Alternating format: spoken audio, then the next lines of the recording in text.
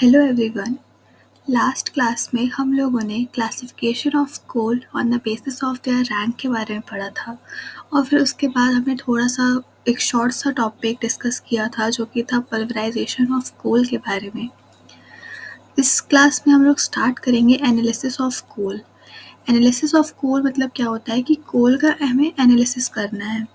जब हमने ये पढ़ा था कि कोल को on the basis of the rank कुछ टाइप्स में डिवाइड किया जाता है, जिसमें सबसे पहले आता है वुड, फिर आता है पीट, फिर लिग्नाइट, फिर bituminous coal and the last one is anthracite.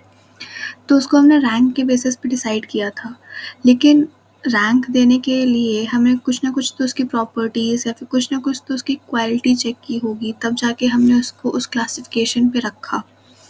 So basically जो एनालिसिस ऑफ कोल में हम यही पढ़ते हैं कि उस कोल की क्वालिटी को डिटरमाइन करने के लिए हमने कुछ मेथड्स या फिर हमने कुछ एनालिसिस किया। उस एनालिसिस के अकॉर्डिंग हम किसी भी कोल की क्वालिटी ऑफ कोल हम किसी भी कोल की क्वालिटी को चेक कर सकते हैं, या फिर अगर हम कहें तो in order to assess the quality of coal we do the analysis of coal. 2 types के एनालिसिस होते हैं, जो कि पहला वन है proximate analysis and the second one is ultimate analysis. So analysis of coal के लिए हम लोग के पास 2 मेथड्स हैं, या हम कहें कि 2 टाइप्स की एनालिसिस की जाती है, जिसमें सबसे पहला है हमारा प्रॉक्सिमेट एनालिसिस और दूसरा है हमारा अल्टीमेट एनालिसिस। प्रॉक्सिमेट एनालिसिस में हम उस कोल का मॉइस्चर परसेंटेज कैलकुलेट करते हैं। हम कैलकुलेट करते हैं वॉलेटाइल मैटर। मॉइस्चर परसेंटेज मतलब होता है कि अमाउंट ऑफ मॉइस्चर या फिर amount of water content present in the coal. किसी भी कोल में कितना मॉइस्चर या फिर कितना वाटर कंटेंट प्रेजेंट है, उसको हम कहते हैं मॉइस्चर परसेंट। वॉलेटाइल मैटर वो होता है जिसको अगर हम हीट करने में वो एलिमेंट हमारा एलिमिनेट हो जाता है, उसको हम कहते हैं वॉलेटाइल मैटर। थर्ड हम कैलकुलेट कर सकते हैं ऐश और रेसिड्यू, यानी कि कोल को जलाने के बाद जो भी रेसिड्यू या फिर जो भी राख बचती है वो। एंड फोर्थ हम इन सबको कैलकुलेट करने के बाद फोर्थ जो कि हम कैलकुलेट कर सकते हैं वो है हमारा फिक्स्ड कार्बन परसेंटेज। सो प्रॉक्सिमेट एनालिसिस के हेल्प से हम ये चीज़ें कैलकुलेट कर सकते हैं। फिर दूसरा आता है हमारा अल्टीमेट एनालिसिस।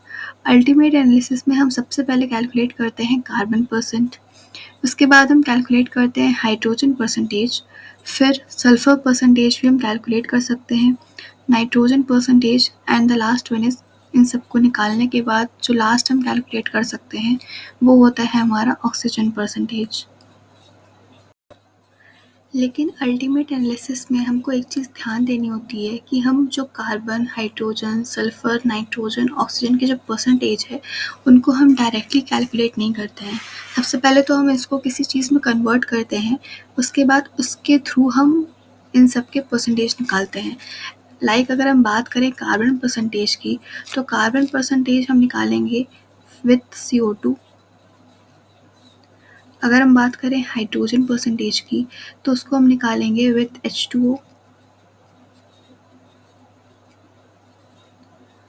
फिर अगर हम बात करें सल्फर परसेंटेज की, तो उसको हम कैलकुलेट करेंगे in the form of BaSO4, that is barium sulphate.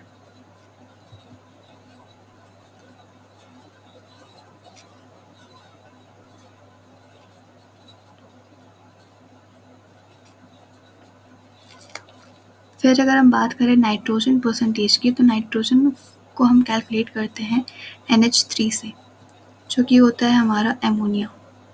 सो इनके थ्रू हम अल्टीमेट एनालिसिस के परसेंटेज कैलकुलेट करते हैं। ये हमारा एक इंट्रोडक्टरी पार्ट था एनालिसिस ऑफ कोल का, कि हम कैसे कोल की एनालिसिस करते हैं, कितने टाइप्स की एनालिसिस होती हैं, हर टाइप के एनालिसिस में हम क्या क्या चीज़ें कैलकुलेट कर सकते हैं। इसके आने वाले वीडियोस में हम डिटेल में डिस्कस करेंगे proximate analysis and ultimate analysis.